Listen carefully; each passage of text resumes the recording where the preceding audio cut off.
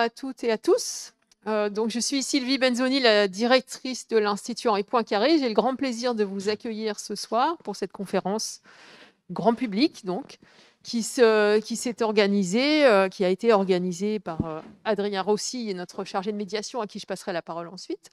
Et nous avons le plaisir donc d'accueillir Marie Manceau pour cette conférence, qui s'inscrit dans le cadre d'un programme thématique, comme l'IHP en organise régulièrement. En ce moment, nous avons un trimestre thématique autour de la modélisation du vivant, pour faire court. Et donc, vous allez voir que c'est tout à fait adapté. Et voilà, donc je vous souhaite une bonne conférence. N'hésitez pas, à la fin, il y aura une séance de questions. Et voilà. Je passe la parole à Adrien. Merci beaucoup, Sylvie. Déjà, merci beaucoup à vous d'être venus en présentiel pour cette conférence. On avait fait le choix de ne pas faire de conférence hybride et de faire uniquement sur place à l'IHP pour vous permettre d'être dans cet amphithéâtre et d'avoir Marie Manceau en face de vous. Donc, Marie Manceau est biologiste, directrice de recherche au CNRS et travaille donc au Centre interdisciplinaire de recherche en biologie au Collège de France. Et je suis très content d'avoir mon anti-sèche pour pouvoir dire tout ça parce que c'est pas forcément évident à retenir. Vous êtes spécialiste de la biologie du développement et de l'évolution, et en particulier des oiseaux ou des piafs, comme vous venez de me le dire il y a 2 minutes. On vous a garanti une conférence avec plein de photos de piafs.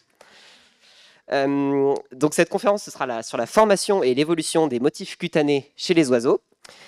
C'était un sujet que vous avez, enfin évidemment un de vos sujets de recherche, et c'est aussi, vous aviez fait un article dans la revue Pour la Science, intitulé « Quand les plumes font des maths ». Donc peut-être après la conférence, pour compléter, ça peut être une lecture peut-être pour aller plus loin. Et donc cette conférence, elle a lieu, donc, comme le disait Sylvie, dans le cadre d'un trimestre de recherche sur les liens entre mathématiques et biologie, sur la modélisation du vivant, donc, qui a lieu de janvier à début avril à l'Institut Henri Poincaré. Elle a également lieu dans le cadre de l'année de la biologie. C'est donc l'année scolaire 2021-2022 qui a été déclarée année de la biologie, et également dans le cadre de la semaine des mathématiques. La semaine des mathématiques, elle commence aujourd'hui jusqu'à lundi prochain, le 14 mars, c'est-à-dire le pi, le jour de pi, vu que ça fait 3.14. Et nous aurons également d'ailleurs une seconde conférence à l'IHP, donc sur une thématique un peu connexe, mais cette fois pour des scolaires, à propos de croissance de bactéries. Mais aujourd'hui, donc, ce qui nous intéresse, c'est les oiseaux. Et du coup, je vais passer la parole à Marie Manceau pour une conférence qui va durer à peu près 45 minutes, je crois. Et puis après, évidemment, vous pourrez poser vos questions à Marie Manceau à la suite. Merci. Écoutez, bonsoir. Et très franchement, merci de vous être déplacé en personne. J'avoue que ça faisait longtemps, on en parlait à l'instant, ça faisait longtemps que je n'avais pas donné un séminaire devant un vrai public en chair et en os. Et ça fait du bien. C'est quand même autre chose que devant un écran. Voilà, je voulais remercier les organisateurs de m'avoir invitée. Et puis effectivement, aujourd'hui, je vais vous parler du travail qu'on effectue au Collège de France sur les oiseaux. Donc c'est un travail de biologie. Et mon objectif va être de tenter de montrer en quoi l'outil mathématique est devenu essentiel dans ce projet de biologie. Alors, mon domaine de recherche, c'est l'Evo-Devo. Evo pour évolution, et Devo pour développement, c'est-à-dire le développement de l'embryon. Et pour vous expliquer ce que c'est que ce domaine de recherche, j'ai choisi ces images de vertébrés. Et voilà, ils sont magnifiques, magnifiques dans leur diversité de couleurs et diversité de formes. Et donc évidemment, n'importe qui dans cette pièce peut reconnaître chacune de ces espèces ou au moins de ces familles. Mais maintenant, ce qu'on va faire, c'est qu'on va regarder ces animaux à un autre stade dans leur vie, juste avant leur naissance. Donc voici les mêmes, mais juste avant l'éclosion ou la naissance, s'ils sont dans un utérus, si c'est des mammifères, ou dans un œuf, si c'est des oiseaux, des reptiles ou des poissons. Et ce qu'on peut voir, en fait, c'est qu'on les reconnaît toujours très bien.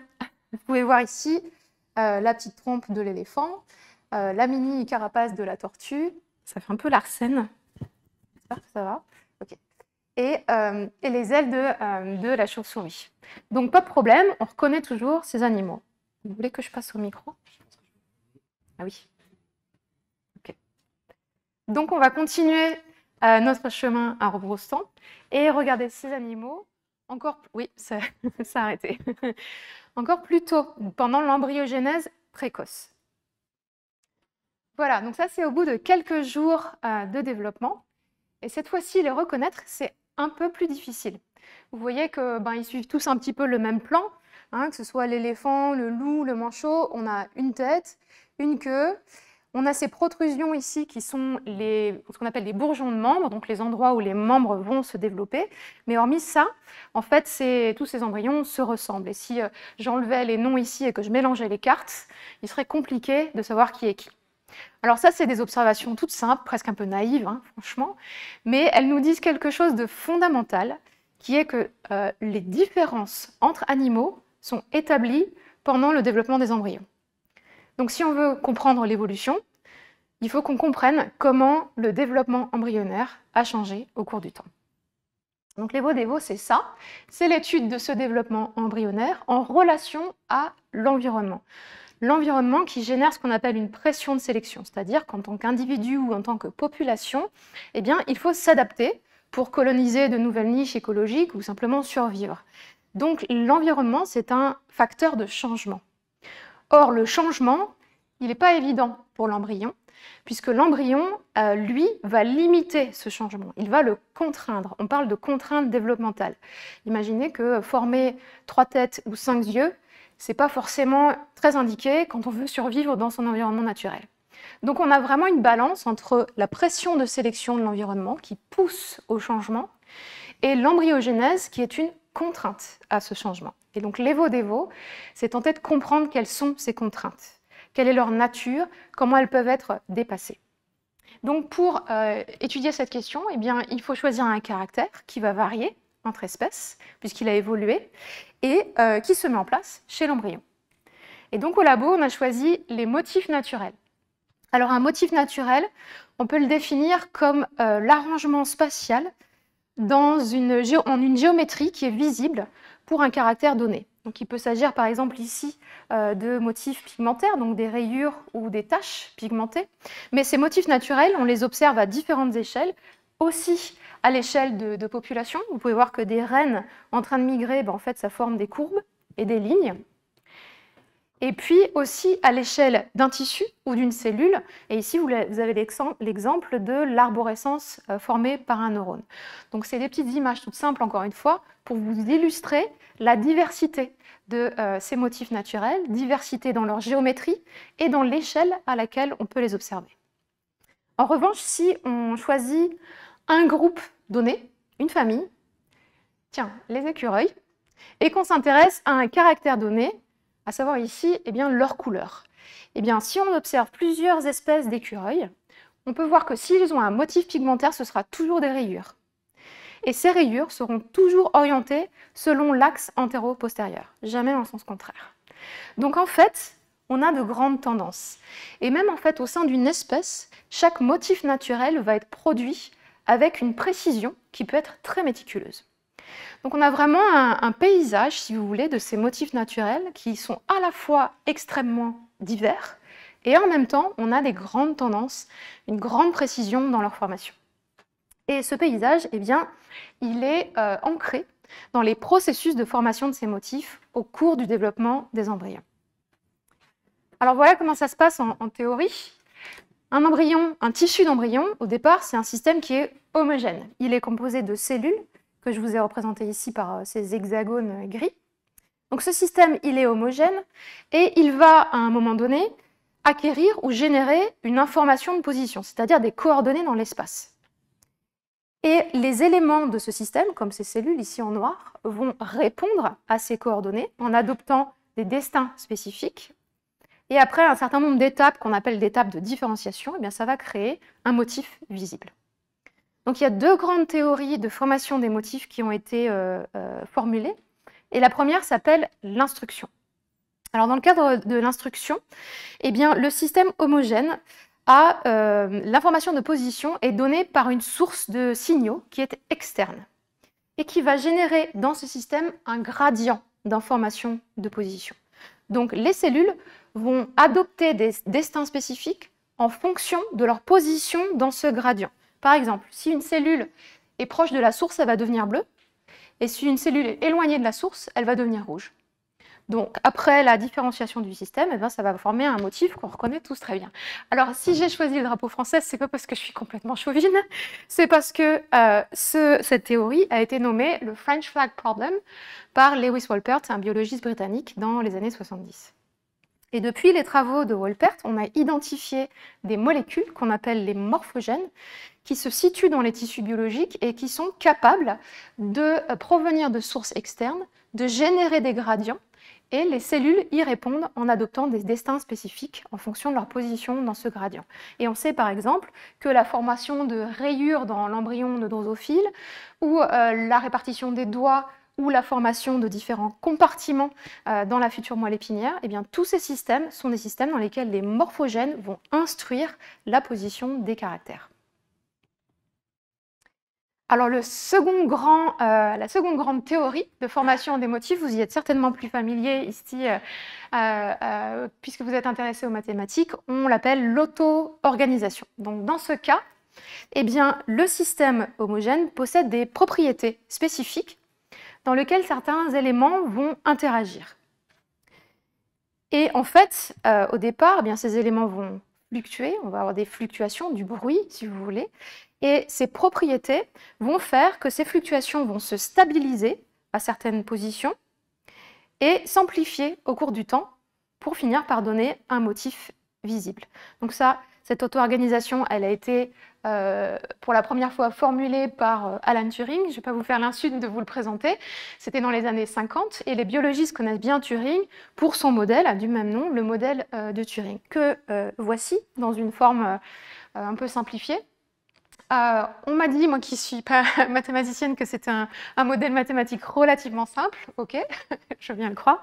En fait, donc, il s'agit de deux équations dérivées partielles. On peut en ajouter plusieurs. Mais ce qu'elle dit simplement, c'est qu'il y a deux éléments, U et V, qui, au cours du temps, vont interagir ensemble, qui vont diffuser et qui vont interagir dans le tissu. Voilà en gros ce que ces équations veulent dire, ou en tout cas, comment moi, une biologiste, je vais les interpréter. Et donc, depuis les travaux de Turing, il y a évidemment tout un travail de simulation numérique qui a été effectué, c'est-à-dire qu'on peut produire par ordinateur des résultats visuels de ces équations.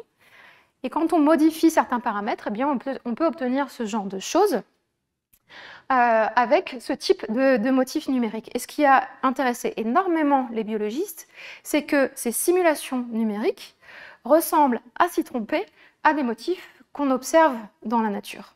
Alors ça peut être des motifs pigmentaires, mais aujourd'hui on connaît des dizaines et des dizaines d'exemples de motifs naturels qu'on dit motifs de Turing, c'est-à-dire qu'on pense qu'ils se forment de façon auto-organisée.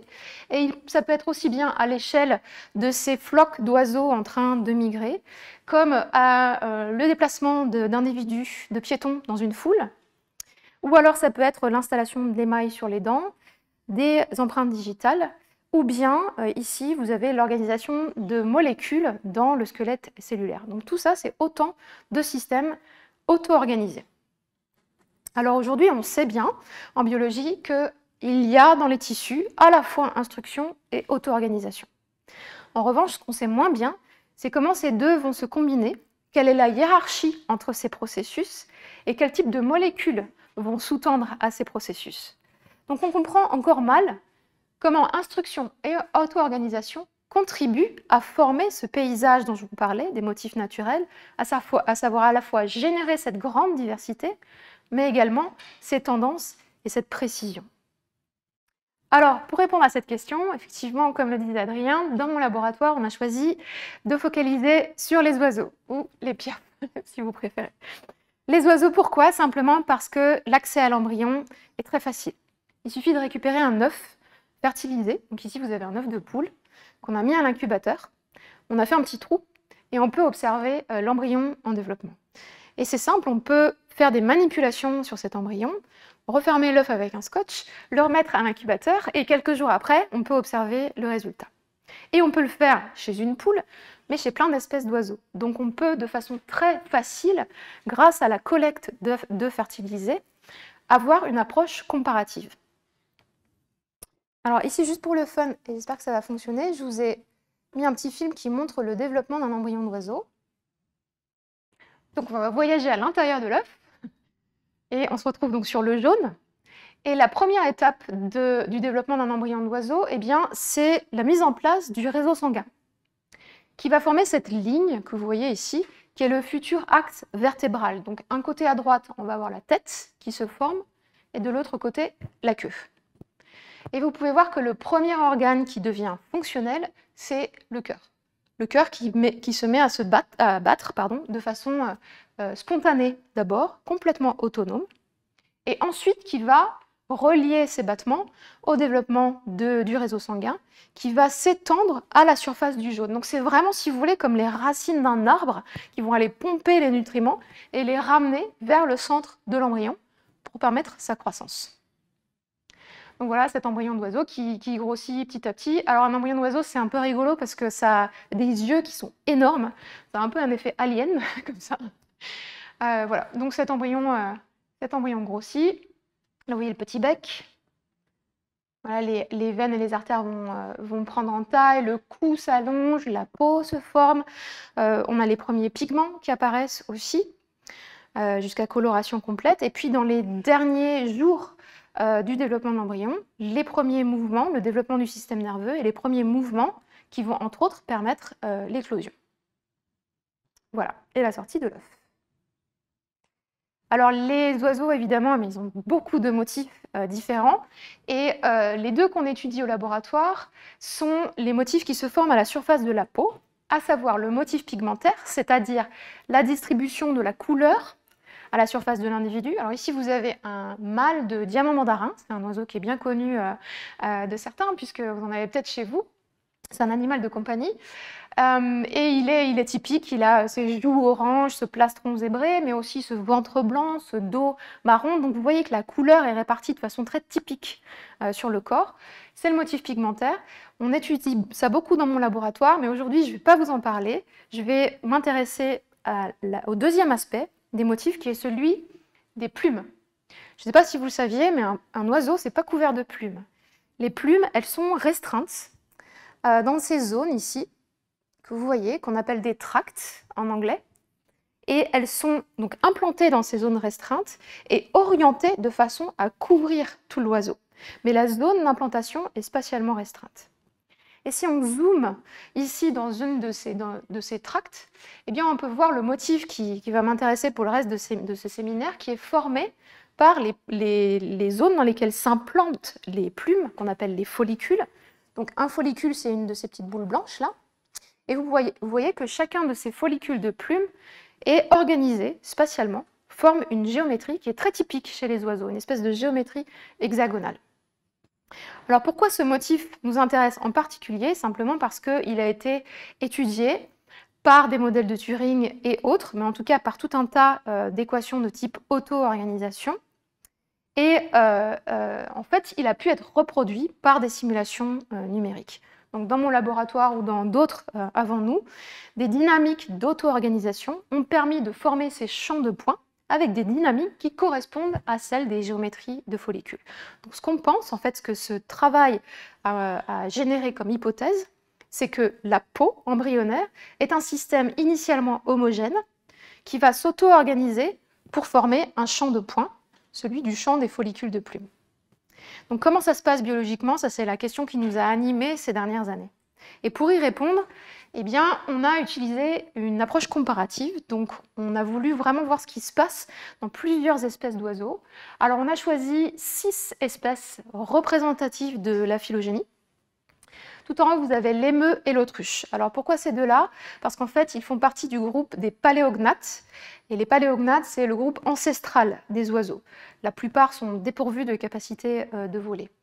Ensuite, la caille et le poulet, c'est des volailles. Il est très facile de récupérer les œufs, surtout en France. Et puis, ils représentent le deuxième grand groupe des oiseaux qu'on appelle les gallo-encérés, qui comprennent aussi les oies et les canards. On a rajouté à ce petit panel le diamant mandarin, je vous en ai montré un à l'instant. Le diamant mandarin, il est intéressant parce qu'on a pas mal d'outils génétiques pour cet animal. Et aussi, c'est un passereau. Et les passereaux, c'est un des plus grands groupes aviaires connus. Donc, c'était intéressant de regarder ce qui se passait dans les passereaux. Et puis on a fini par ajouter le manchot. Ici, vous avez un manchot papou, donc cette espèce qui se reproduit en péninsule antarctique. Et l'idée de rajouter le manchot, c'est qu'en fait, avec le diamant mandarin, il représente le troisième et dernier grand groupe aviaire, qu'on appelle les néo-aves, qui en fait comprend 90% des espèces d'oiseaux connues à l'heure actuelle. Mais, donc c'est une espèce un peu cousine, si vous voulez, cousine éloignée du diamant mandarin, mais qui a le point commun avec l'émeu et l'autruche d'être dépourvue de capacité du vol. Donc on s'est dit que dans cette espèce, il se passerait peut-être quelque chose d'intéressant aussi. Alors, comment on les récupère, les œufs fertilisés de ces espèces? Ah, mais j'ai un décalage, voilà.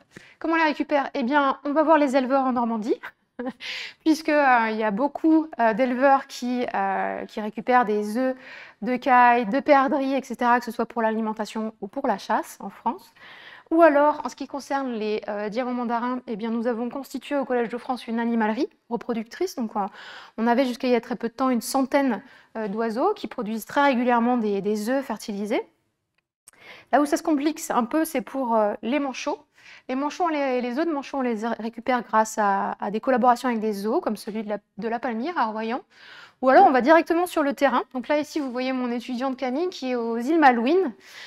Et qui récupère directement sur les nids de manchots les premiers œufs pondus, qui sont souvent des œufs abandonnés.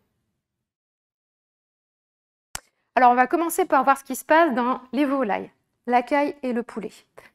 Ce que vous voyez ici, c'est un embryon de caille, en l'occurrence, vu de dos. Donc, vous voyez cette partie-là de l'embryon, avec cette partie, donc ça, c'est le dos, avec ici, vous auriez la tête, et puis ici, c'est les épaules, et ici, les pattes.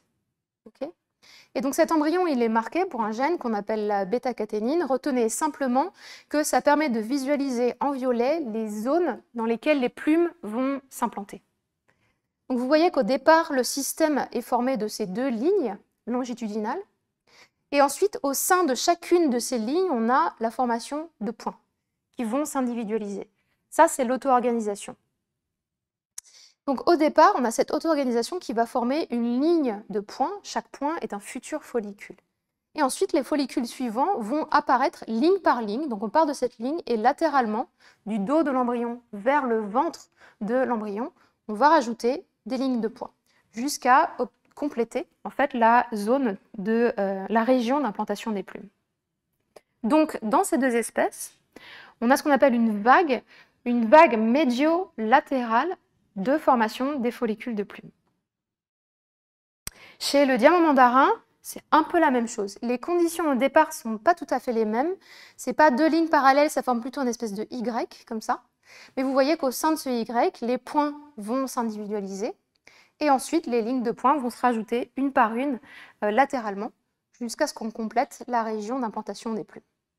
Donc chez cette espèce aussi, on a une vague médio-latérale de formation des follicules. Donc à ce stade des choses, on pensait que ce serait un petit peu la règle, mais non. Chez l'émeu et chez l'autruche, situation complètement différente. Ici, vous voyez qu'on n'a pas des lignes au départ, mais on a ces grandes zones bilatérales dans lesquelles s'exprime encore une fois la bêta-caténine. Et au sein de chacune de ces zones, eh bien, tous les follicules vont apparaître d'un coup et de façon complètement aléatoire spatialement. Donc chez ces animaux, pas de vague de formation des follicules. Et le manchot, et c'est ça qui nous a peut-être le plus surpris, parce que c'est quand même un cousin du diamant mandarin, mais la situation était très similaire à l'émeu et l'autruche, avec au départ ces grandes zones de formation, et au sein de ces grandes zones, apparition simultanée de tous les follicules. Alors pour le coup, là vous avez un grossissement chez le manchot, vous voyez le motif en vue un peu plus importante. La répartition n'est pas aléatoire spatialement, au contraire c'est très organisé, c'est un quadrillage très régulier, et ça je vais vous en reparler dans une minute. Mais tout de même, pas de vague chez cette espèce. Donc à ce stade des choses, on avait mis en évidence une variation naturelle dans la dynamique temporelle de cette auto-organisation. On peut avoir soit une vague avec des lignes de points qui avancent, soit tout qui apparaît d'un coup, tout qui s'auto-organise d'un coup. Donc pour comprendre un petit peu comment ça pouvait se passer, c'est là qu'on est passé par les maths et par l'outil de modélisation mathématique. Notre objectif, c'était de créer un modèle mathématique qui ne ferait pas que former un champ de points, comme ça avait pu être fait précédemment, mais qui serait aussi capable de reproduire cette dynamique temporelle de formation des follicules, ainsi que les différences entre espèces qu'on aurait observées. Alors on est parti d'un modèle relativement classique. Vous avez à nouveau ici le modèle de Turing avec U et V qui diffusent et qui réagissent. On a rajouté une troisième équation dérivée partielle qu'on appelle chimiotaxie. En fait, dans ce cas-là, on prend en compte N, c'est la densité des cellules. Et ce terme permet de dire que que les cellules vont migrer en direction de concentration importante de certaines molécules. Donc, en l'occurrence, ici, U. La chimiotaxie, c'est quelque chose qui est très utilisé en biologie pour prendre en compte le fait qu'on est dans un tissu qui est formé de cellules. Alors cette combinaison de ces deux dynamiques d'auto-organisation, elle est très régulièrement utilisée pour représenter ce qui se passe dans les tissus biologiques. Et régulièrement utilisée puisque, comme je vous le disais, elle permet de former des champs de points. Donc si on utilise des simulations numériques, on commence avec un système homogène dans lequel on a des fluctuations initiales aléatoires. Et bien vous voyez qu'au cours du temps, on va former un champ de points. Et ces points vont apparaître de façon simultanée et spatialement aléatoirement. Donc, pas de vague. Donc, pour essayer de créer une vague, on a repris ce modèle, mais on l'a appliqué à des conditions initiales qui seraient une ligne antéro-postérieure, puisque c'est la direction de l'expression de la bêta-caténine et de ces lignes de follicules. Et si on fait ça, vous voyez qu'au cours du temps, on va d'abord former des rayures. Et ensuite, dans chacune de ces rayures, on va avoir des points qui s'individualisent. Donc ça commence à être pas mal, sauf que la séquence n'est pas la bonne, elle n'est pas correcte, puisqu'on a d'abord toutes les rayures qui se forment d'un coup, et ensuite les points qui se forment un peu ici et là, au sein des différentes rayures. Donc comment faire pour recréer cette directionnalité, où on part vraiment de la partie médiale pour avancer vers la partie latérale, et faire ça sans rajouter une gaussienne avec une courbe, sans forcer mathématiquement la vague, bien entendu. Eh bien, pour faire ça, on a rajouté à ce modèle mathématique un terme mathématique de prolifération logistique, donc emprunté à des travaux de dynamique de population, très souvent, qui est un terme qui dit que la densité cellulaire, N, va augmenter avec la prolifération des cellules, donc alpha, c'est le taux de prolifération, jusqu'à ce que la densité atteigne un certain seuil, bêta, au-dessus de laquelle la prolifération va s'arrêter. Et donc, quand on utilise tout ce modèle complet et qu'on l'applique à des conditions initiales dont la géométrie reproduit exactement la géométrie initiale qu'on a observée dans les embryons, eh bien, cette fois, on crée de façon spontanée un système dans lequel on a d'abord des lignes qui se forment. Au sein de chaque ligne, les points s'individualisent. Et puis, on a des lignes de points qui s'ajoutent de façon latérale jusqu'à compléter toute la zone. Et ça ressemble exactement à ce qu'on voit dans les embryons de caille et de poulet.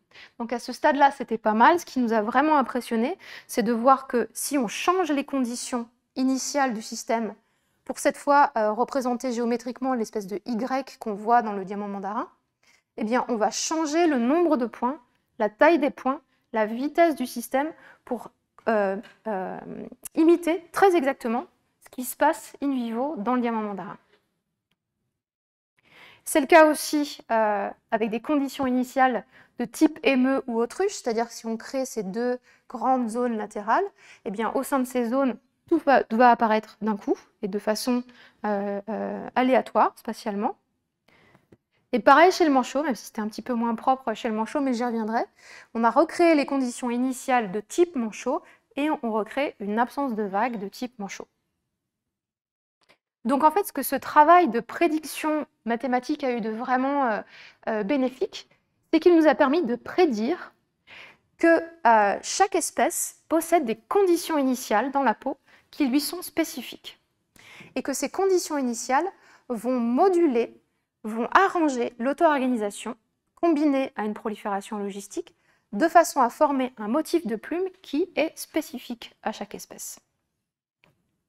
Alors dans ce travail, on a vérifié que les cellules de la peau effectivement, prolifèrent bien de façon logistique. Tout ce travail de vérification, vous pouvez le trouver dans cette publication si ça vous intéresse. Mais pour les quelques minutes qui restent, je voudrais vous montrer ce qu'on a fait pour tenter d'identifier la base biologique de ces conditions initiales qu'on avait prédit par simulation numérique, par modélisation mathématique. Alors revenons à nos moutons, ou plutôt à nos oiseaux. Donc on a utilisé le même type d'espèce, et cette fois on a regardé le motif d'un peu plus près. Donc là il est zoomé par rapport à tout à l'heure. Et en fait ce qu'on a fait tout simplement, c'est de quantifier la géométrie propre à chaque espèce. Donc on a quantifié la taille de chaque point, l'espacement entre les points, la régularité de l'arrangement entre les points, etc. Et c'est cette régularité dont je voudrais vous parler, puisqu'on a observé une variation entre les espèces qu'on a trouvée vraiment très intéressante. Vous pouvez voir que chez les meux et chez l'autruche, eh bien, en fait, le motif a une régularité plutôt faible.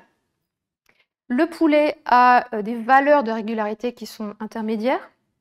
Chez la caille et chez le diamant mandarin, les valeurs de régularité deviennent fortes. Visuellement, ça se voit, c'est un motif qui est régulier. Et puis, ces valeurs deviennent assez extrêmes quand on regarde le manchot. Encore une fois, visuellement, on voit bien ce quadrillage très régulier, presque carré, presque militaire, formé par la peau de l'embryon de manchot. Donc une très très forte régularité. Donc ici, on a un système, on a décrit une variation naturelle dans les résultats de l'auto-organisation, qui peut mener soit à quelque chose de très irrégulier, soit à quelque chose de très régulier. Donc, ce qui nous intéressait, c'est de savoir quelles étaient ces conditions initiales qui font qu'on obtient ces résultats différents. Donc, pour décrire ces conditions initiales dans la peau de l'embryon, on a fait ce genre de marquage. Donc là, vous avez des zooms dans la peau de l'embryon. Ce sont des marquages par anticorps en fluorescence qui permettent de visualiser les cellules. Donc en bleu, vous avez le noyau des cellules, en vert, le contour des cellules, etc. La photo du haut représente la peau naïve, c'est-à-dire qu'à ce stade, on n'a pas encore de follicules. Et la photo du bas, ici, en fait, c'est une imagerie de peau de manchot. Vous voyez ici les follicules qui se sont formés, et puis on peut distinguer les différentes formes des cellules. Donc ce qu'on peut faire avec ce type d'imagerie, c'est quantifier le nombre de cellules, la taille des cellules et la forme des cellules. Donc on a fait tout ça à tous les stades, pour toutes les espèces. Ça nous a pris la vie des rats, mais on a réussi à identifier quelque chose d'intéressant, à savoir qu'il y avait une différence dans l'élongation des cellules. Donc vous prenez encore une fois cette peau naïve, dans laquelle les follicules ne sont pas encore formés. C'est ce que vous voyez ici. Vous voyez des cellules du derme. Le blanc représente leur contour. Et les barres rouges ici sont des façons de quantifier les images. En fait, plus la barre va être allongée, plus les cellules du tissu sont elles-mêmes allongées. Et puis cette barre, elle vous indique l'orientation de cette élongation. Vous voyez qu'elle peut changer en fonction des espèces. Et donc ce qu'on a vu de vraiment intéressant, c'est que cette élongation des cellules avant que les follicules n'apparaissent était exactement corrélée à la régularité après l'auto-organisation. Chez les meux et chez l'autruche, vous voyez que les cellules ne sont pas allongées, on dit qu'elles sont isotropes. Et dans ce cas-là, eh bien, on a un motif de faible régularité. Chez le poulet, alors là je ne vous montre pas toutes les images, mais chez le poulet, au départ, les cellules sont isotropes, elles ne sont pas allongées et elles deviennent allongées. Et cet aspect transitoire correspondait bien à la régularité de type intermédiaire qu'on voyait dans cette espèce. Chez la caille et chez le diamant mandarin, les cellules sont tout de suite très fortement allongées, ce qui corrélait avec la forte régularité du motif. Et chez le manchot, alors encore une fois, lui, il ne fait rien comme les autres, mais chez le manchot, on a pu voir qu'il y avait une très très forte amplitude d'élongation de ces cellules, la plus forte qu'on ait pu mesurer, et ça corrélait bien avec la plus forte régularité qu'on ait pu observer.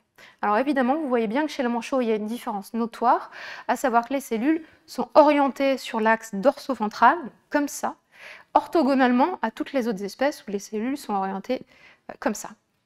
Ça, j'y reviendrai, mais pour l'instant, rappelez-vous juste l'amplitude d'élongation et qu'elle corrèle bien avec cette régularité. Alors, pour ce soir, je vous passe vraiment des manips un peu plus hardcore de biologie dans lesquelles on a montré fonctionnellement ce lien. C'est-à-dire que là, c'était une corrélation à ce stade. On a fait tout un tas d'expériences pour montrer qu'effectivement, plus les cellules sont allongées précocement, plus le motif à la fin de l'auto-organisation va être régulier. On a fait également des manips d'imagerie en temps réel.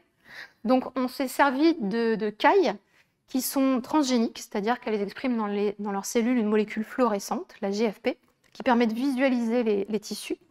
Donc, ce que vous allez voir ici comme film, c'est à forte résolution la peau d'un embryon de caille en train de se développer. Si j'arrive à le déclencher. Voilà, vous voyez ces cellules qui bougent, qui s'allongent selon l'axe antéro-postérieur. Et en haut et en bas, vous voyez ces deux points qui se forment. Ça, ce sont deux follicules. Je crois que le film repart, voilà, c'est ça. Les cellules s'allongent et à des localisations données, elles s'agrègent pour former les follicules sur cette ligne. Ça, c'est comme ça dans une peau normale. Ce qu'on peut faire, c'est prendre cette peau et la cultiver en présence d'une drogue qui va empêcher les cellules de s'allonger, pour voir le résultat.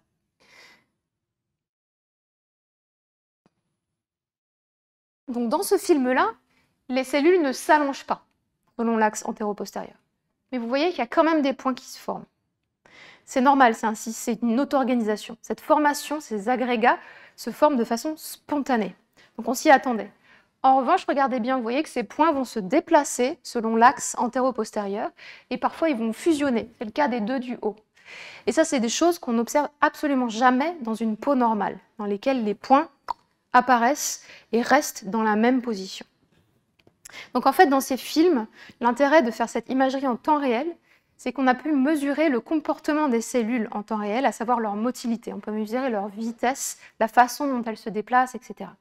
Et ce qu'on a montré, c'est que dans la peau normale, les cellules se déplacent moins, elles sont moins motiles que dans la peau dans laquelle on empêche les cellules de s'allonger.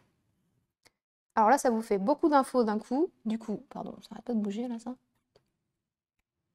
Du coup, c'est résumé ici sur ce schéma. Donc ici, vous avez au départ un embryon d'oiseau, sans tête.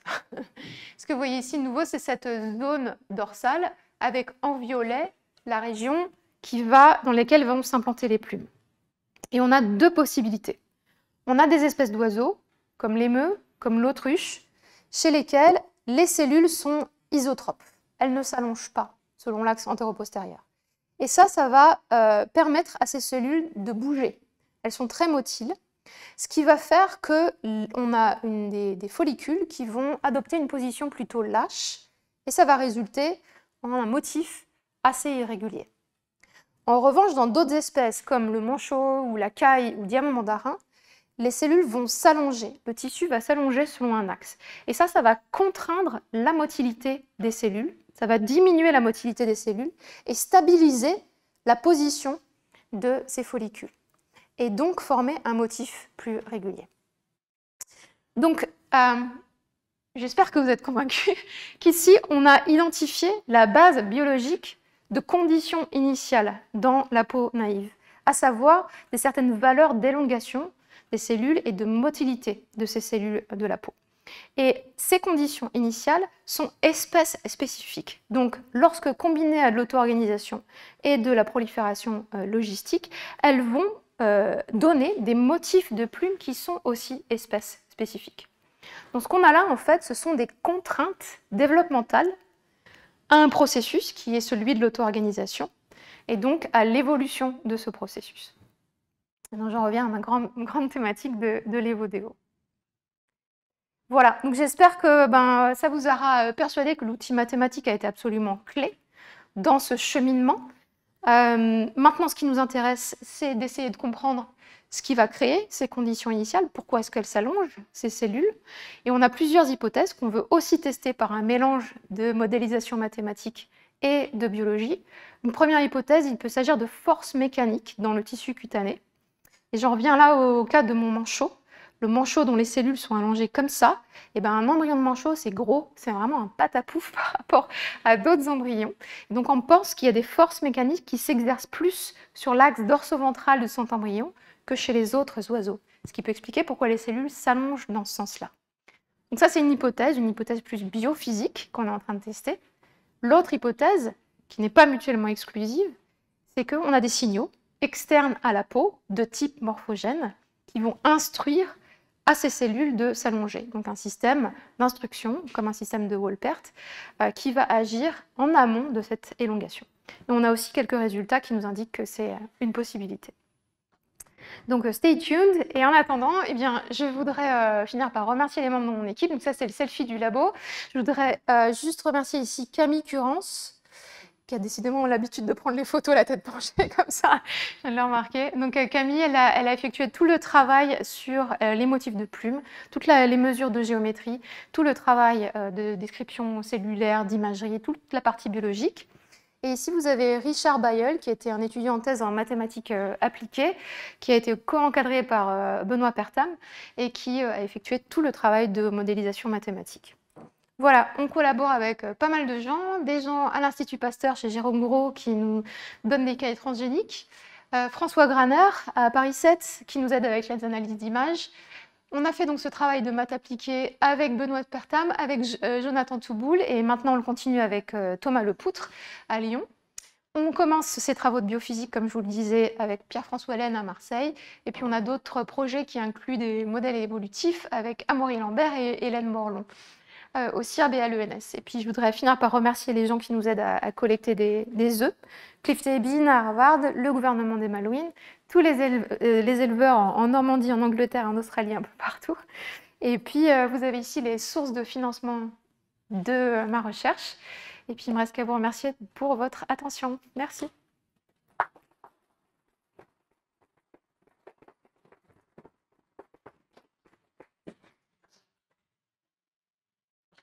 Je vais mettre de l'autre côté, comme ça ne fait pas l'air sain.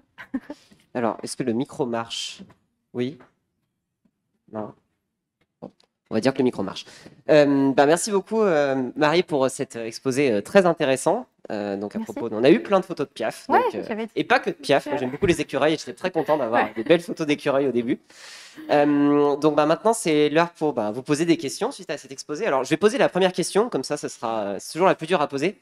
Je voulais vous demander, quand on a vu, quand vous avez présenté les 6 espèces, que vous avez donc donné les relations qu'elles ont dans un arbre d'évolution. Ouais. Et je me demandais si les recherches que vous faites justement sur quels sont les liens entre différentes espèces à propos de l'évolution de l'embryon, est-ce que ça amène à remettre en cause les connaissances préalables sur les liens entre les espèces et les rapports de parenté entre celles-ci? Alors, non. Non, on construit ces arbres phylogénétiques avec de la génétique.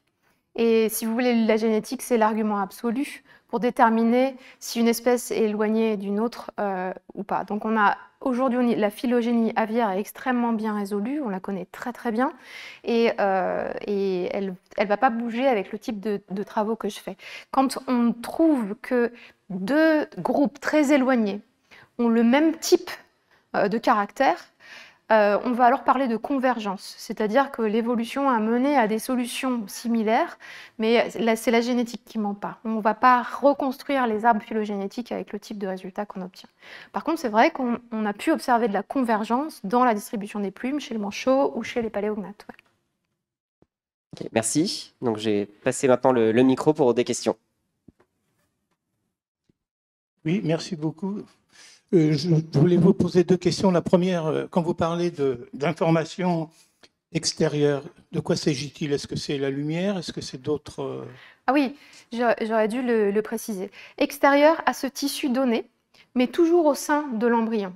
Donc, on peut parler du tissu de la peau, et une source extérieure proviendrait de la moelle épinière en développement, ou du muscle en développement, ou de ce qui va former le muscle. Et d'ailleurs, on sait que la peau est un tissu qui est informé en termes de position, par les organes internes, comme la colonne vertébrale, etc. Merci.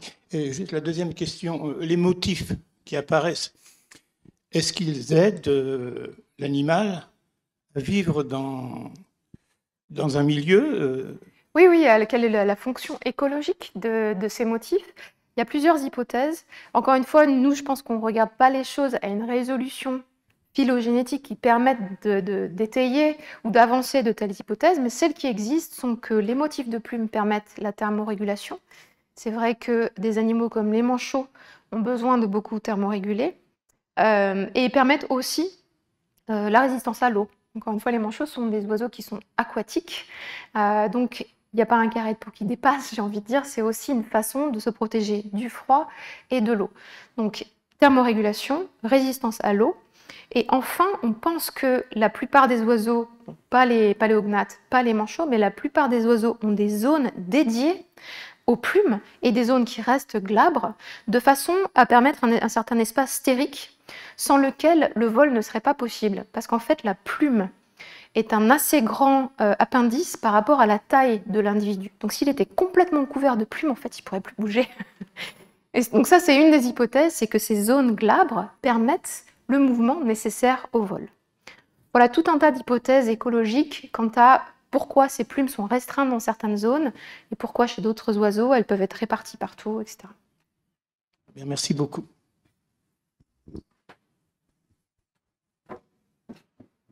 Est-ce qu'il y a d'autres questions?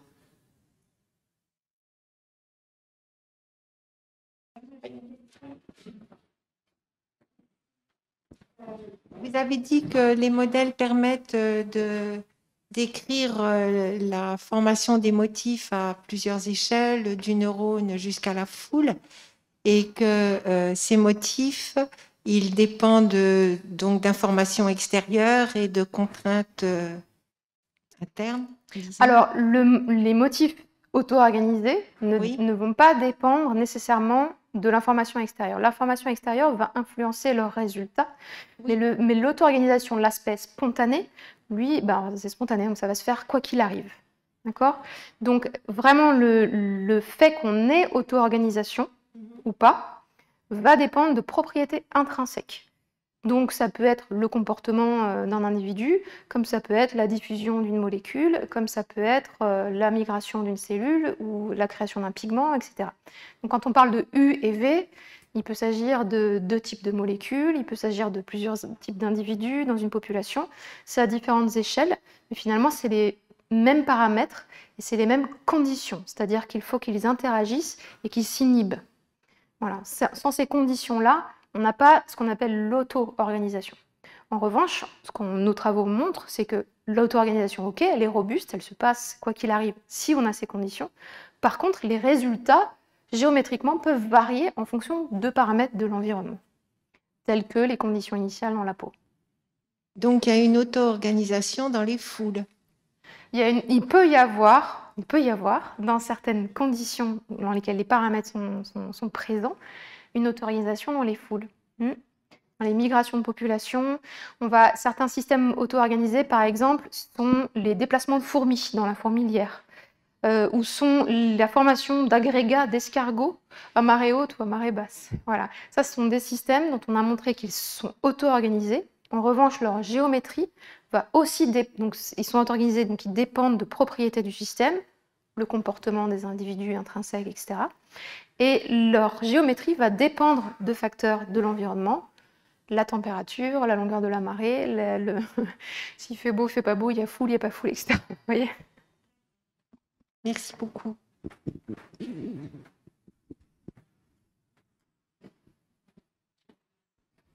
Merci beaucoup.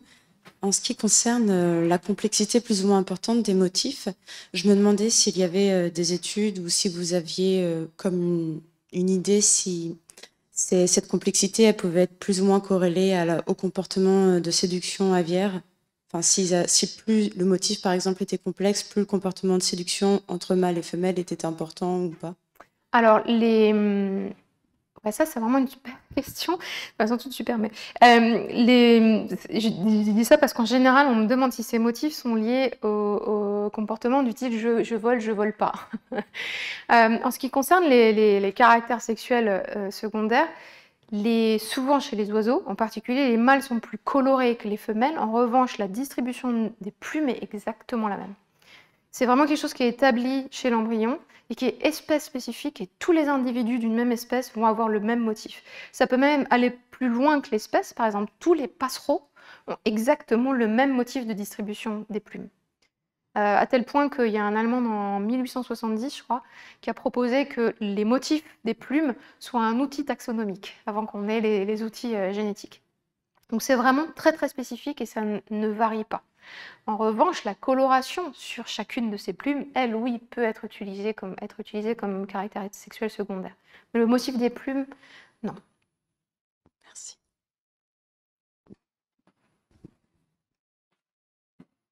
Alors, je vais compléter ma réponse tout de même. Excusez-moi. Parce qu'effectivement, je parle de la distribution très générale. En revanche, c'est vrai qu'il y a certains mâles qui vont avoir des grandes plumes à certains endroits, ou des collerettes, ou des choses comme ça. Et ça, effectivement, c'est des caractères sexuels secondaires. Le motif va être le même, mais ça va être la taille ou la structure de l'appendice qui va changer dans ces cas-là.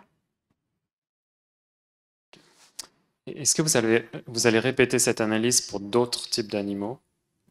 Et si c'est le cas, ou si ce n'est pas le cas, est-ce que ces équations qui sont sorties de cette analyse vont être utiles dans ce cas? Alors, j'aimerais vraiment bien. Il n'y a pas que nous, évidemment, qui faisons simplement un travail de corrélation visuelle, c'est-à-dire qu'on crée plein de simulations, et on voit qu'elles ressemblent à ce qui se passe dans plein d'animaux, voire qu'elles ressemblent à la variation dans ces animaux. Je pense que ce que notre travail a apporté de plus, c'est qu'on a montré qu'elles ressemblaient à une dynamique qui se passait pendant l'embryogenèse, et on a creusé pour trouver la base biologique de cette dynamique. Donc effectuer ça, ça veut dire avoir accès aux embryons. Et c'est là où ça commence à être difficile. Parce que, évidemment, j'adorerais pouvoir faire ça chez les léopards, ou toutes les espèces de grands félins. Mais il faudrait avoir accès à des embryons de plein d'espèces de félins différentes. Il y a un laboratoire à l'université de Stanford aux États-Unis qui a fait une telle étude, un peu plus sur un pendant génétique, mais qui a montré que des équations de type Turing pouvaient expliquer les différences dans la mise en place des motifs entre léopards, panthères, chats sauvages, etc. De façon un peu différente de la nôtre, et avec d'autres équations que les nôtres. Donc, voilà, il y a cette limite de pouvoir vérifier les choses biologiquement. Ceci dit, je pense qu'effectivement, on a mis le doigt sur une règle assez générale, et notre but, là, c'est quand même de vérifier si avec ce set d'équations plutôt simples, en particulier la prolifération logistique, on peut expliquer ce qui se passe dans d'autres espèces. Et on a un projet chez les rongeurs, de type écureuil, c'est pas pour rien que je les ai choisis, parce qu'en fait, les rongeurs, il y a énormément d'espèces qui possèdent ces rayures avec une certaine variation, et donc on aimerait bien compléter ce travail chez les rongeurs, chez lesquels, a priori, on pourrait récupérer des embryons. Est-ce qu'il y a d'autres questions? Je me demandais en fait s'il y avait une corrélation entre l'organisation plus ou moins forte du motif et les aspects fonctionnels, donc typiquement pour le vol ou pour dire l'aspect un peu protection contre l'eau et du froid du pingouin. Oui, alors, est-ce qu'on peut vraiment corréler l'absence de ces zones glabres, par exemple, ou la densité de plumes qu'on voit chez le manchot, au fait que cet oiseau est dépourvu de capacité du vol? Peut-être. Et la réponse, en fait, pour vérifier ce genre d'hypothèse écologique, déjà, il faudrait avoir regardé chez toutes les espèces qui sont dépourvues de capacité du vol et voir si effectivement on a une corrélation forte. Et il faut un très grand nombre d'espèces pour que statistiquement ce genre de conclusion puisse être étayée. Or, il y a assez peu d'espèces aviaires qui sont dépourvues de capacité du vol, il y en a une 60aine. Et quant à celles sur lesquelles on peut, entre guillemets, étudier directement la distribution des motifs de plumes, que ce soit sur une carcasse, juste pour voir la façon dont les plumes sont réparties, ou chez un embryon, c'est plutôt compliqué. Donc on a essayé de compléter le travail avec des casoars, avec des nandous et avec des tinamous. Et pour l'instant, cette corrélation semble encore tenir.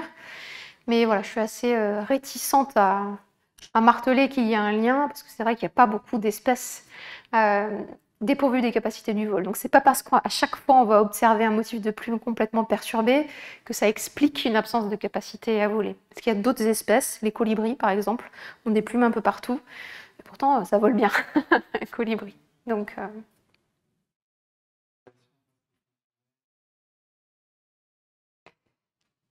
alors j'ai peut-être pas répondu à la question, pardon.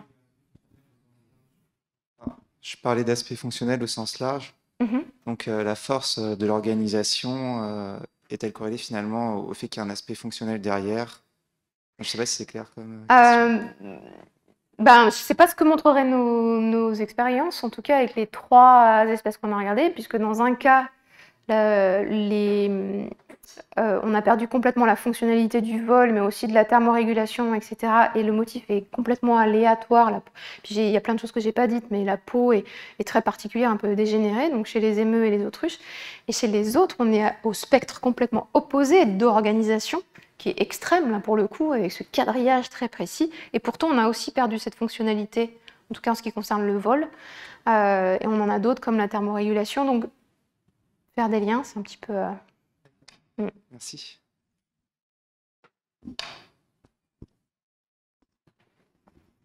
Est-ce que ces aspects de motifs sont étudiés en dehors du vivant? Parce que finalement, le matériau du vivant est quand même très compliqué. Ah oui, bien sûr. Et vous avez plein de systèmes non vivants qui sont des systèmes simples, dans lesquels UEV peuvent être simples. Et en fait, des motifs de Turing, on en observe partout, tous les jours. On peut faire des mathématiques du paysage, vous pouvez les voir dans les nuages, vous pouvez les voir dans les dunes, les sables sur la plage. Les vagues, voilà, absolument, absolument. Et il y a des gens qui s'intéressent à ça. Après, on sait que voilà, il s'agit de systèmes auto-organisés, que les éléments sont simples, qu'on part d'un système homogène, et puis on a l'air et le sable, et voilà, on va former des rayures. Bon, c'est en général moins utilisé par des géologues ou par des climatologues ou des gens qui vont, si vous voulez, poser une question autre que la question mathématique ou la question d'aspect juste esthétique du paysage. Peut-être parce qu'intuitivement, c'est très simple de savoir quels sont UEV et de savoir comment ça va se passer. Donc c'est vraiment devenu un outil beaucoup plus en biologie, parce que là, on voit ces motifs formés, or on n'a aucune idée de ce qui peut y sous-tendre en termes d'éléments. Voilà, c'est là où ça devient un outil prédictif. Mais bien sûr, on peut appliquer ça à énormément de motifs autour de nous tous les jours. Et finalement, on n'est pas... moi, ça m'évoque voilà, les transitions... vers le chaos, hein, avec alors, si vous voulez, des motifs, des sous-harmoniques qui apparaissent. Alors, sous-harmonique, je ne sais pas trop ce que vous voulez dire par là. Je suis biologiste. Mais alors, quand vous parlez de chaos, moi, j'entends plus explosion du motif. C'est-à-dire que l'auto-organisation, pour qu'elle se mette en place et pour qu'elle forme un motif visuel, il lui faut des paramètres relativement contraints. Et si vous dépassez ces paramètres dans un sens ou dans un autre, vous allez avoir une explosion, un blow-up complet du système avec une non-formation des motifs ou un remplissage homogène de votre système. Les simulations, il y a plein de conditions dans lesquelles elles ne vont rien former, ou elles vont former quelque chose de pas chaotique, mais en tout cas quelque chose qui ne va pas avoir d'aspect visuel périodique organisé. Je ne sais pas si je veux répondre à votre question là-dedans. Mais... C'est la transition. Avant d'arriver au chaos, on a des... Alors, cette transition, avant d'arriver, je ne sais pas si chaos c'est le terme que j'utiliserais, mais en tout cas, avant d'arriver à une absence de motif visuel, ça va être le changement d'un paramètre. Par exemple, la diffusion de U, par exemple, ou la concentration de V, ou le taux de dégradation de l'un. Et ça va changer en fonction du U et du V qu'on considère, s'il s'agit de molécules, s'il s'agit de cellules, etc. Mais dans les simulations numériques, c'est comme ça en fait. C'est les différents paramètres qui sous-tendent à U et V. Quand vous les modifiez, il y en a qui permettent d'obtenir des aspects visuels clairs et d'autres où c'est le blow-up de la simulation. Et ça, c'est les conditions qui vont créer les blow-up, c'est des choses qui sont mathématiquement étudiées et qu'on essaye de lier aussi à des aspects biologiques. Par exemple, un des projets qu'on avait avec Benoît, c'est, on sait que la chimiotaxie, c'est un type d'auto-organisation qui est très prône au blow-up. Donc les paramètres dans lesquels ça va fonctionner, on va former des champs de points, sont plutôt réduits. Et donc Benoît essaye de comprendre quelles vont être ses limites. Est-ce que ça va être lié, par exemple, à N, à la densité de cellules, etc. Donc, en fait, comment est-ce qu'on peut lier ça au tissu biologique? C'est ça qui nous intéresse. Parce que les tissus biologiques, il n'y a pas de blow-up. D'accord? On a vraiment ces conditions, contraintes, qui vont former un motif. Si d'un seul coup, le léopard, il ne fait pas de taches ou qu'il n'y a pas de plumes à la surface de la peau, encore une fois, on a dépassé nos contraintes développementales importantes. Donc, ces conditions mathématiques du blow-up, elles peuvent nous renseigner sur ces contraintes développementales. Je diverge un peu, mais... Merci beaucoup, c'est très intéressant en tout cas.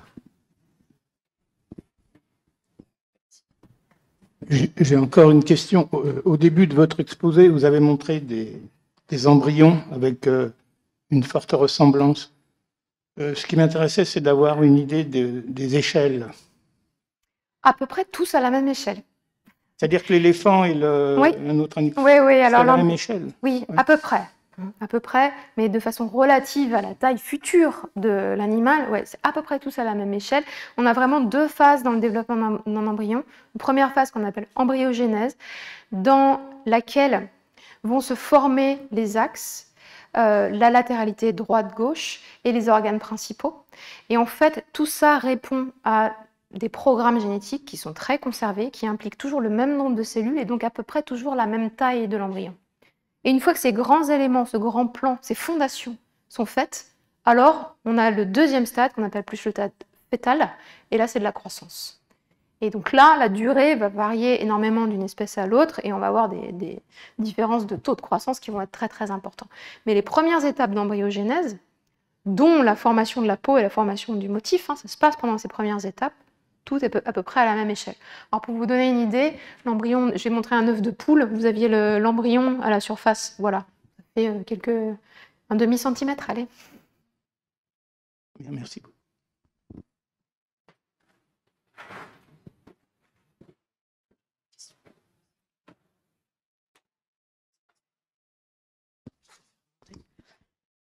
Est-ce que du coup, le principe organisateur qui soutient ce développement pourrait concerner aussi les organes et je pense par exemple au cerveau. On pourrait avoir cette modélisation mathématique aussi. Oui, absolument. Il y a des travaux qui sont faits sur les connexions neuronales et leur mise en place dans le cerveau. Il y a des travaux qui sont faits sur les organes qui présentent une certaine chiralité, comme le cœur qui va adopter une chiralité très tôt, comme les intestins. Qu'est-ce qu'il y a d'autre encore qui pourrait s'auto-organiser ? La segmentation, donc la formation des vertèbres sur l'axe antéro-postérieur, se fait avec une certaine oscillation et un timing très particulier. Ça aussi, ça répond à des dynamiques d'auto-organisation. En fait, ce type de modélisation, alors ajusté, c'est pas vraiment du Turing tel quel, mais ajusté va expliquer la formation d'énormément d'organes. Et ça, c'est vraiment très intéressant parce qu'on a cette vue relativement classique, surtout quand on est biologiste du développement, qu'on a été formé à la génétique comme moi, qu'il y a un programme génétique qui se déroule et que tout doit se faire les uns après les autres et que tout est très cadré. Or, on se rend compte que l'auto-organisation, donc cette spontanéité de formation des motifs, est quelque chose de très important. Et l'importance biologique de l'auto-organisation est vraiment en train d'exploser. On se rend compte qu'il y a énormément de systèmes auto-organisés. Donc encore une fois, comment est-ce qu'on réconcilie auto-organisation avec précision et avec reproductibilité qui est essentielle à la survie et avec ses contraintes développementales. Mais là, on est en plein dans ce qu'on cherche à comprendre au labo. J'ai encore une question d'un point de vue biologique. Je me demandais comment vous... C'est une question seulement qui a été résolue, mais comment vous parveniez à différencier ou à être certain que l'auto-organisation était simplement auto-organisation et qu'il n'y avait pas des facteurs liés à l'instruction comme des molécules de croissance ou des gradients hormonaux qui feraient que cette auto-organisation soit par exemple oscillatoire au niveau de la formation des follicules? Non, on n'en est pas certain du tout. Et on ne fait que balbutier, vraiment. Ça fait une dizaine d'années, je pense, que les systèmes auto-organisés sont rentrés dans le domaine de la biologie du développement. Et donc, pour la plupart des organes que je viens de citer, de ce que nous on fait, etc., il n'y a pas de vérification biologique où on n'arrive pas à trouver quelles sont les molécules, quelles sont UEV, etc. Donc, on est à un stade où on obtient une simulation numérique qui ressemble très très fort à l'organe ou au caractère qu'on va voir. Et donc, on va dire c'est auto-organisé. Mais ça n'est qu'une corrélation. On a de plus en plus de cas où on peut faire de l'imagerie en temps réel, et donc on peut voir les cellules qui s'auto-organisent spontanément, et surtout on peut perturber ça. D'accord ? Donc on peut arrêter cette auto-organisation, etc. Donc c'est comme ça que petit à petit, on arrive à savoir si un système est purement auto-organisé, ou si ça va être une combinaison d'auto-organisation avec autre chose. Et tous les cas que je connais, que je peux vous citer en biologie du développement pour le moment, comme la répartition périodique des doigts, comme les motifs pigmentaires ou les motifs de plumes qu'on étudie, sont des combinaisons entre auto-organisation et un cadre procuré par un programme génétique, par de l'instruction, par des diffusions de molécules qui viennent d'ailleurs, etc. Mais on balbutie encore une fois, c'est vraiment un domaine qui... Est-ce qu'il reste encore peut-être une ou deux questions pour finir ?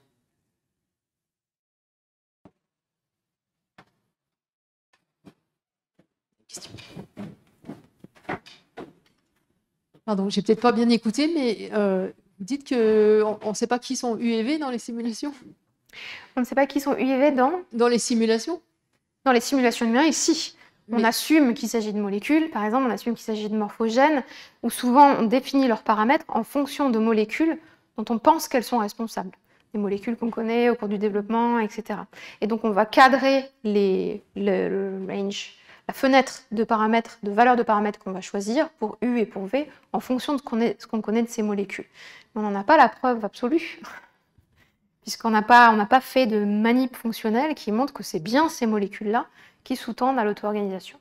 Et ça, c'est un vrai problème assez général en biologie du développement, c'est que, et d'une façon générale dans ce qui concerne la formation des motifs, c'est qu'on doit étudier un système qui est homogène, dans lequel il n'y a pas encore de référence spatiale.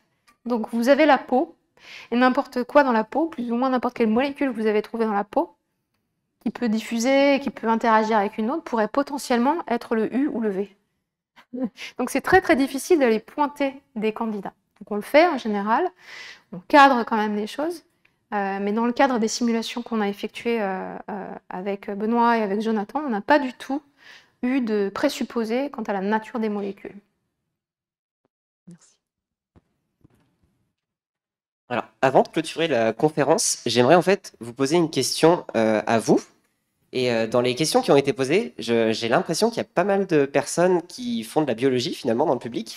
Alors, la petite question que je vais poser, c'est parmi vous qui, que ce soit dans votre parcours d'études ou dans votre métier ou même votre curiosité pour les sciences en général, qui se sent plutôt attaché aux maths ou à la bio, ou les deux d'ailleurs. Du coup, je propose qu'on lève la main. Donc, c'est juste un petit sondage pour voir. Je suis assez curieux de voir comment vous vous répartissez. Donc, qui se pense plus proche des mathématiques parmi vous? Alors, la physique, il va falloir choisir votre camp. On va poser la question pour la physique, si vous voulez. Attention. Donc, les mathématiques, je vois une petite dizaine de mains levées. Ensuite, la biologie. Ah, peut-être un petit peu plus. Et alors, en effet, d'autres sciences. Donc, pourquoi pas la physique-chimie, effectivement. Ah oui, quelques-uns, effectivement. Vous êtes 5-6. L'informatique, peut-être? Ouais, aussi. Ah non, c'est très multidisciplinaire aujourd'hui. Génial. Super. Et alors, une petite question également qui va avec. Je voulais savoir qui met pour la première fois les pieds à l'Institut Henri Poincaré aujourd'hui. Et ça, c'est chouette. Parce que du coup, c'est bien une bonne moitié de personnes. Je vous posais la question parce qu'en fait, c'est une manière aussi de dire que les mathématiques, elles sont en connexion avec plein d'autres domaines. Donc aujourd'hui, on a vu la biologie, mais ça peut être la physique, la chimie, l'informatique, les sciences sociales, les sciences humaines. Et donc là, le programme de recherche qui a lieu en ce moment à l'IHP, ce trimestre, donc sur les liens mathématiques et biologie, c'est une manière justement d'ouvrir l'Institut Henri Poincaré vers d'autres communautés et d'autres publics, dont la biologie aujourd'hui. Et donc on est vraiment ravis que cette conférence ouverte à tous les publics, elle ait permis de faire venir à l'IHP, donc dans un peu un temple de mathématiques et de physique, des personnes qui s'intéressent plutôt à l'informatique, la biologie, la chimie, tout ça, donc la physique. La physique, c'est plus classiquement dans nos publics habituels, mais du coup, et en tout cas, l'ouverture via la biologie, c'est quelque chose qui va continuer à l'IHP dans les années qui viennent aussi, parce qu'il y a de plus en plus de mathématiques qui sont appliquées à la biologie et de biologistes qui font des mathématiques. Merci beaucoup à vous d'être venus à cette conférence. Merci beaucoup surtout à vous, Marie Manceau, de l'avoir animée. Et c'était vraiment très intéressant. Et merci beaucoup pour vos nombreuses questions qui ont permis de vraiment créer un échange après l'exposé. En fait, je crois même que l'échange était plus long que l'exposé. Donc ça, c'est chouette aussi. Voilà.